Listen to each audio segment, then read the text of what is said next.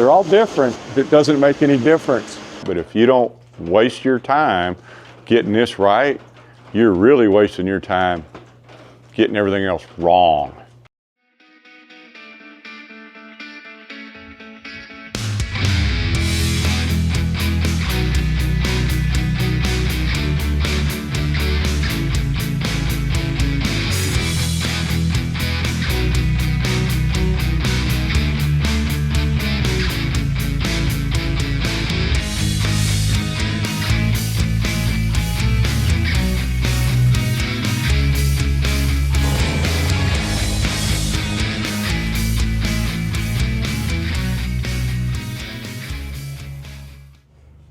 How y'all doing today? Welcome back to another episode of Sawing with Robert Milton here at Hobby Hardwood and Chip. Chip's kind of chilling right here. We are on our last sycamore log, and although he would like to go home where he can take a nap, not that he's not always sleeping, I thought I would do a video of how to gun barrel a sycamore log prior to quarter sawing it. So how about we do that? Chip, you just sit there and look cute, okay? Don't stress out, but I may need you later, okay? Go get the forklift when you get a chance. He's actually a pretty good forklift driver. Surprising, because he doesn't have opposable thumbs. He's got paws. Boy, it's getting dark in here. We're gonna knock this out. I hope the low light works here. Do I need to turn the lights on? Probably not. This log is bigger than it looks. Doesn't look that big. Pretty decent sized log. 32 looks like. All right, good one to quarter saw. Let me do some splaining, as Ricky Ricardo used to say. The reason you gun barrel a log to quarter saw it is, in most cases, not all, that's the easiest way to get the pith of the log, juvenile core, which is right in the center of this crack, and the center of this crack right here. Actually, I need to get a marker and mark that. I'll draw a bullseye right there, right there. This guy right here. We go to this side, we're looking, see that little right here? Right there, okay? So if you look at the log, that is the juvenile core. It runs from there to there. No matter how much sweep or bell a log is gonna have, you know, when we're quarter sawing, we wanna go right down the juvenile core. So when we're gun barreling, we're gonna remove everything that's not parallel to that imaginary line that's running down the center of the log. But gun barreling is common to all forms of quarter sawing. Whether you're doing conventional quarter sawing, old school quarter sawing, doesn't really matter, or reverse roll like what we're doing, you still need to gun barrel your log because you have to get your faces, your reference faces that you'll be rotating the quarters on, or the halves on in our case. You've got to get those faces where they are referenced to that juvenile core. So that has to be done correctly. That's like step one, no matter which technique you use, it's that important. So everybody knows that moisture runs this way in a tree, right? It's also got to go that way. Part of the structures in the tree that allow the water to go that way are called the medullary rays. Those medullary rays are ribbons. So imagine a flat ribbon. And the point of quarter sawing is that you have to align, I mean, this is a good example. You have to align, so imagine these are the medullary rays coming out, okay? You're gonna have to align the blade to slice those ribbons. If the log's off at an angle, you'll cut them. You won't see them. If it's twisted, you won't see them. In order to get the maximum fleck on quarter sawn lumber, you have to determine where the rays are.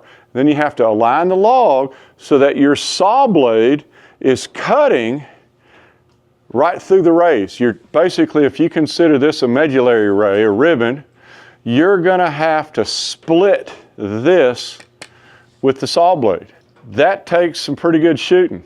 You have to align the juvenile core, or basically the axis of the log, but not the center axis, the core of the log, so that when you're sawing it, your sawmill blade is splitting these rays. The problem is that, first of all, you got to get the log lined up. I like to go about 1/8 of an inch accuracy from this side of the log, this end to that end, over the distance of the log. Sometimes you can do 1/4, but you really want to have it to 1/8 of an inch, and that is a total pain.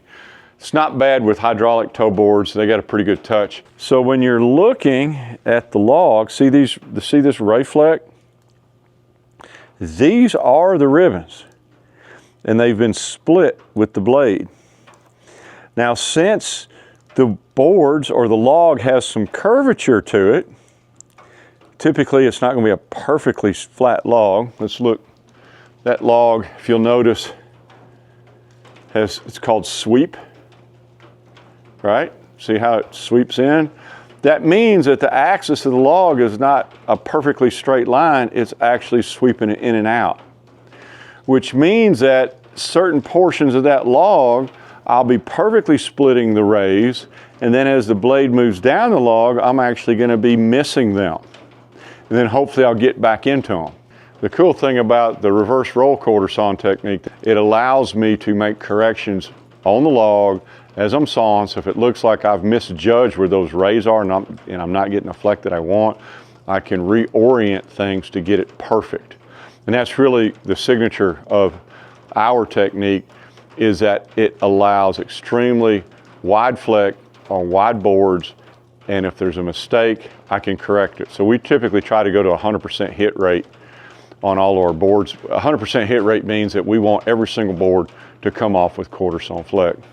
What you can do with the reverse roll method as you're sawing is, if you get a lot of fleck on this end of the board and it tapers out over there, then I can adjust the log with my toe boards to get it centered back up in the board.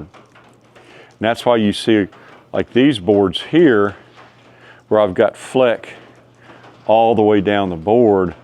In a lot of conventional quarter sawn wood, you won't see that. You'll see fleck on one end of the board or the other eye or in the middle, but I can actually adjust for that as I'm sawing.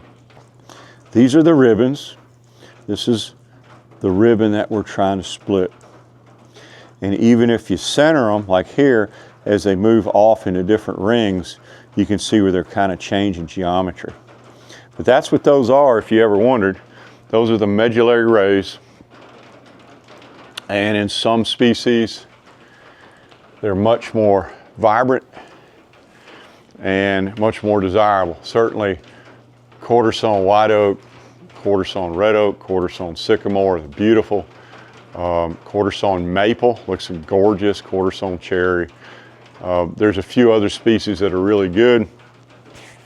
But on this one, we're going to go with this big dog sycamore. And I'm going to try to show you how we make adjustments when we are initially gun barreling.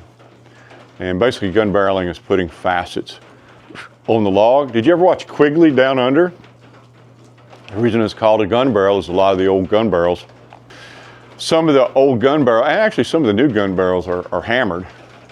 And what that does then is that puts flats on the barrels.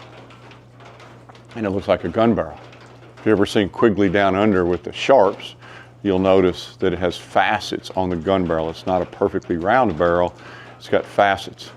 That's why this technique is called gun barreling, simply because when you're done, in a lot of ways, it looks like an old time gun barrel.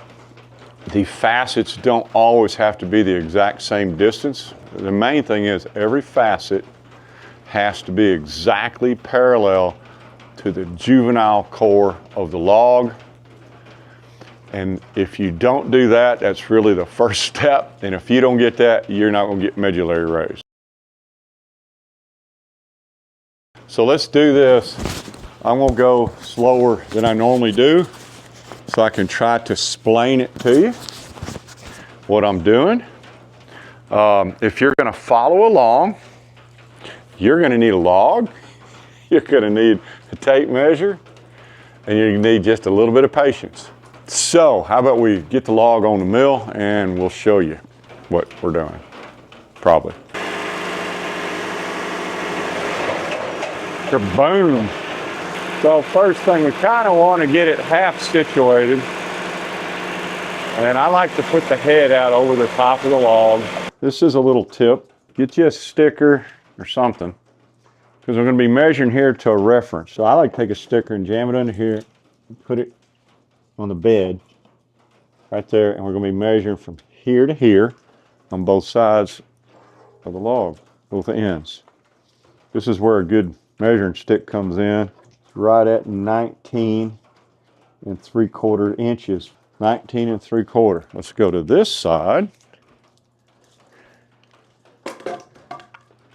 Measure. So this end is 4 inches higher, and I guess you can see it because if you'll notice, that one's in the center and this one isn't, so we're way off here. So basically what I'm going to have to do, so I'm going to have to raise that other end of the log to where these two are the same. And since this is the big end and it's sitting here on the toe board, it's going to be basically a fulcrum. So I need to raise that one from 19 inches basically up to 23. And that's what these hydraulic toe boards or even manual toe boards are, but I don't know if I'm going to have that much clearance. I may get it there, I may not. If I don't, then you're going to get to see another technique.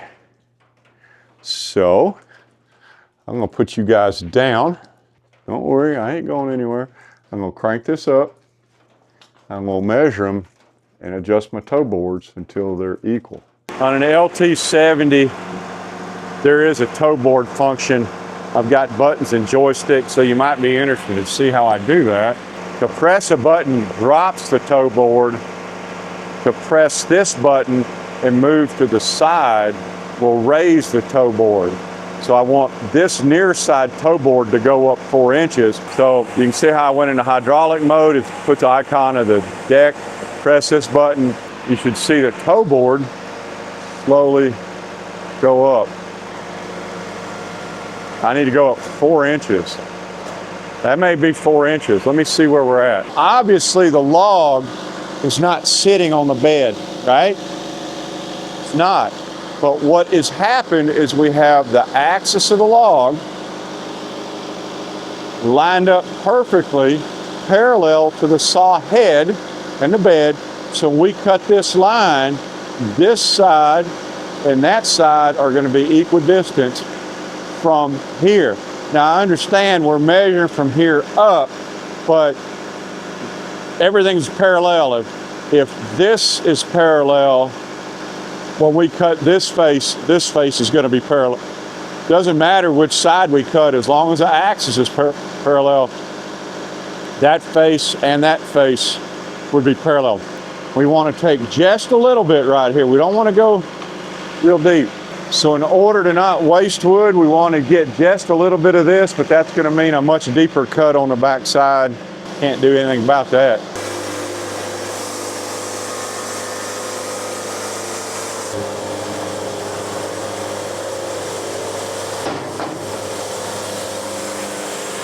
Now remember I said we measured from the bottom.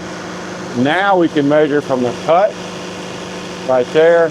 We are right at 9.5, 10 inches, actually more like 9 3/4 from there to there, because it is so off center. When we go to this side, look, we're almost perfectly 9.5 right there, 9 3/4. So this face is almost perfectly parallel, at least within 1/4 inch of the axis of the log or the juvenile core. So basically what we're going to do is we're going to do the exact same thing. We're going to do this face makes 4 equal faces.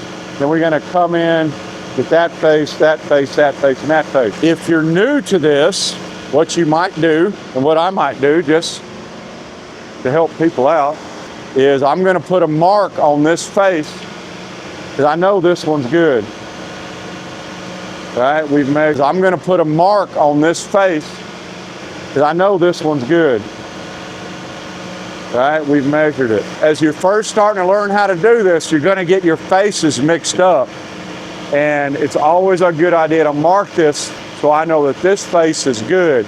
That way if I screw up somewhere and I lose track of where I'm at, I got a reference.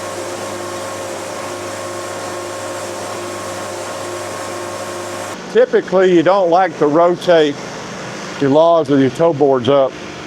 You put a lot of shock into these hydraulics if you really load them up wrong. It's not a good thing. Let's measure this one. We're going to be right at, say, 20 and a half. Ooh, see how off-center it is? We're going to measure. Not real bad. 18 and a half. Now remember the other one was 20 and a half. So that means we got to drop the far end. Let's cut this one off.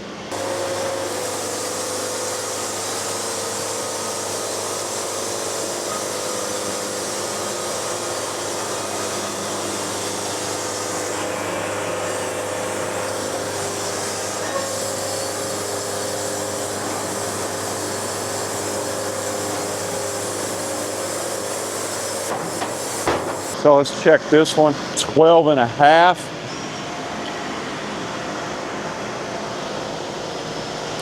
12 and a half, right? So this one's done. And again, what I would recommend out there in YouTube land when you're first learning how to do this, take your crayon, mark this face. So normally when I'm sawing, I'm done. I got two faces marked. I don't even mark them. I know what they are because it's only two faces. And I'll start sawing and eyeballing from there. But since this is the first time you guys have ever done this, maybe not, but I'm going to go by the assumption, I'm going to take this step by step by step. And yes, this is much slower, but at least this way you know what's going on, right? Are you with me? I hope you're with me. I mean, if you are, subscribe, because I could have had this log done and I could have been in the house eating Cheetos and a moon pie watching something on TV. I'm just kidding. I enjoy teaching y'all. Let's keep going. So that face is now on the deck. Then we cut this one. And remember, we don't have to measure this one because the bottom face is done correctly, the one I marked in blue. So therefore, the top face will be done. So we don't have to measure every face. You got to measure your basic reference faces, but you don't have to do every one.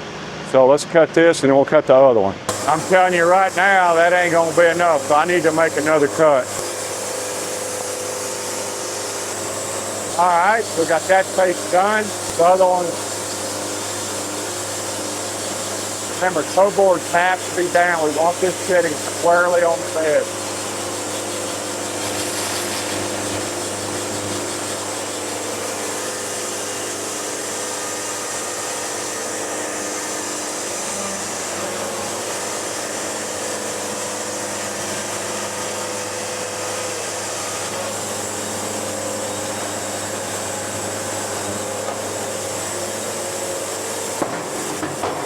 So remember now, this face is perfectly parallel to there. This face is parallel to there. This face is parallel to there, and so on.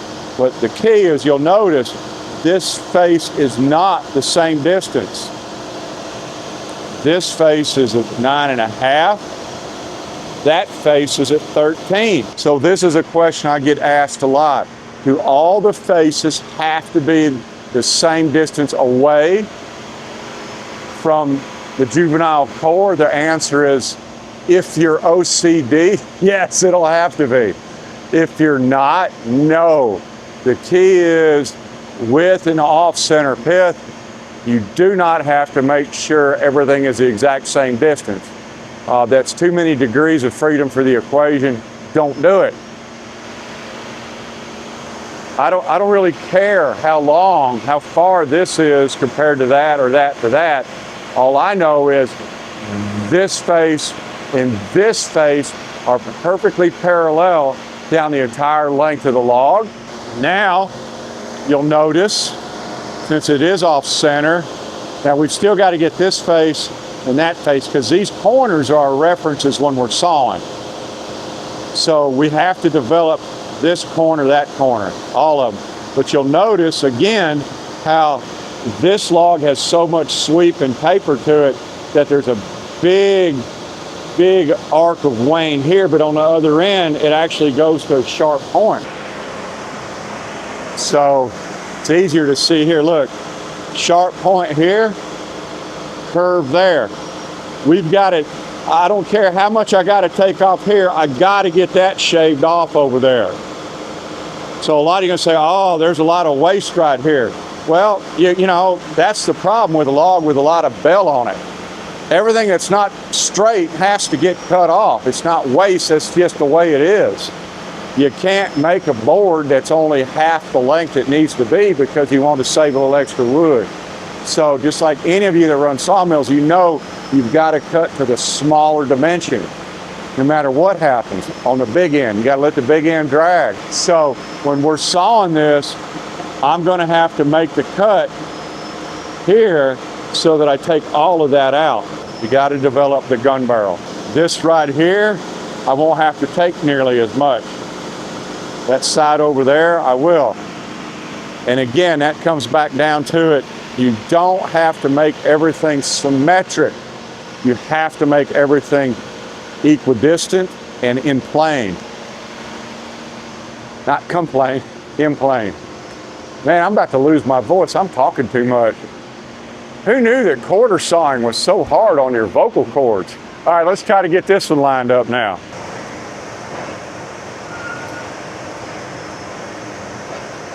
So what we're trying to do is now get these at a 45, and now we're going to saw and get this face equidistant by setting that face, measuring it to the bed. So let's get our doohickeys right here.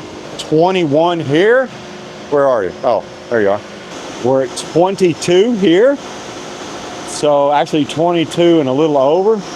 So we need to raise that end over there until it's at 22 using our toe board.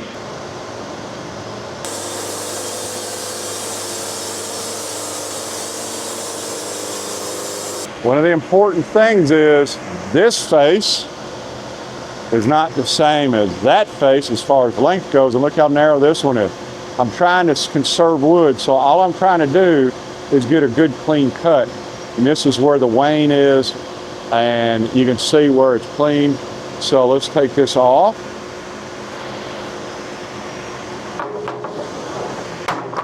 And now, if you want to see how well you did, if everything's parallel, this distance, it's about 6.5 inches. This should be a parallel road right here, from here to there. Let's see how we did. Let's go the other side. We're right at 6.5 inches. Remember when I was saying that's how you can sometimes eyeball something? Instead of me going through all this ruler stuff, after I've cut this face and this face, I eyeball the log, and then I'm gonna cut a face. And if it doesn't look like a road, I'm gonna adjust the toe board and make another cut, not cutting deep. I skim cut over there, but after an adjustment, typically, sometimes never, sometimes one adjustment, I've got this look. So everything, it should look like an old road. Now we know this top side is good. Remember the old crayon? Again, I don't normally do this. I'm gonna mark this. So we know we got this side good, so that allows us to gut that side. So we got to get one more face cleaned up. So now we've got this face up, and I know this isn't going to be right. We can measure it. So we're at 19 3/4 on this end. Look how high we are here. We're almost 24. So we got to go up a long way. So I'm going to show you how I knew it wasn't lined up to begin with. And this is something you guys really need to get the hang of. You got to look at your mill in terms of lines, measuring devices. So these backstops are at the same height. You'll notice how this edge right here on this backstop But you'll notice how this edge is way under this backstop. Well, obviously that means that the log is going that way. Because I know these sides, these vertices are right. So basically I need to raise this up until it looks the same over there, and then we'll measure it.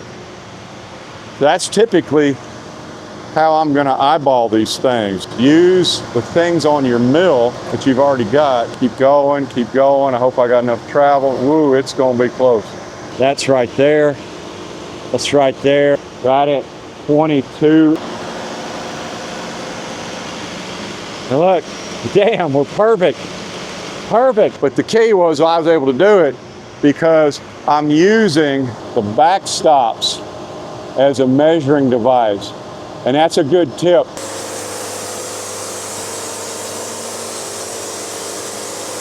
Remember, you don't want to take too deep a cut.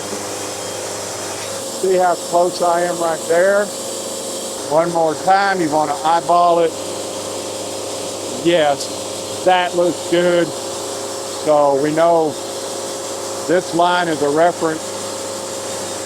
We're going to rotate, rotate.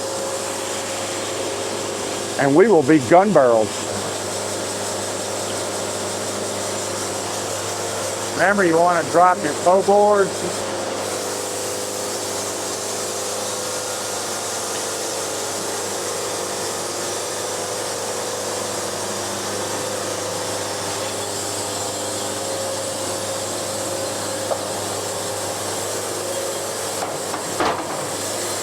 I could have taken a little bit deeper right there, but that's where I wanted to be.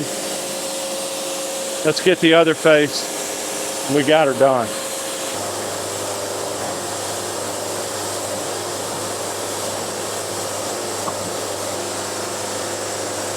A little bit lower.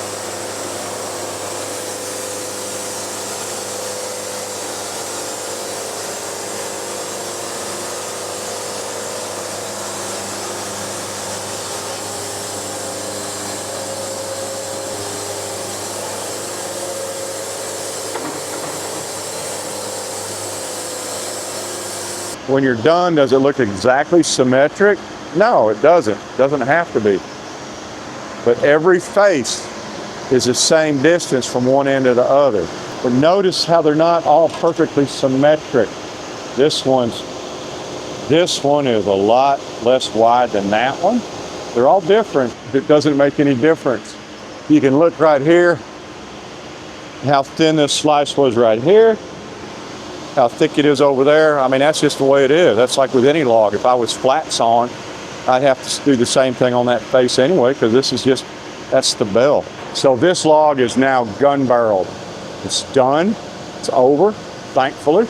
I mean, I took the long cut, right? I mean, the long route. Normally, I do not measure all those sides. I can do two, get those squared up into a kind of a semi-cant, then turn the other ones and use the indicators on the sawmill, you know, the back stops, the log stops, the clamp, whatever I got, to eyeball the measurements, because your eyes are actually pretty accurate. So you don't have to keep using a ruler. You got to trust your eyes a little bit.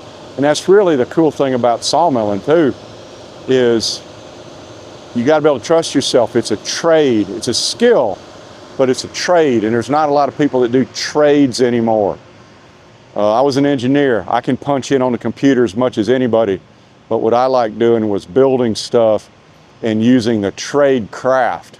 And that's what a sawmill is. There's trade craft involved with it. You can use your eyes, you can use your brain, you can do things. Don't paint by numbers, don't run a sawmill by the numbers. I mean, you may look at this and go, man, I got a better way to do it. Well, that's cool.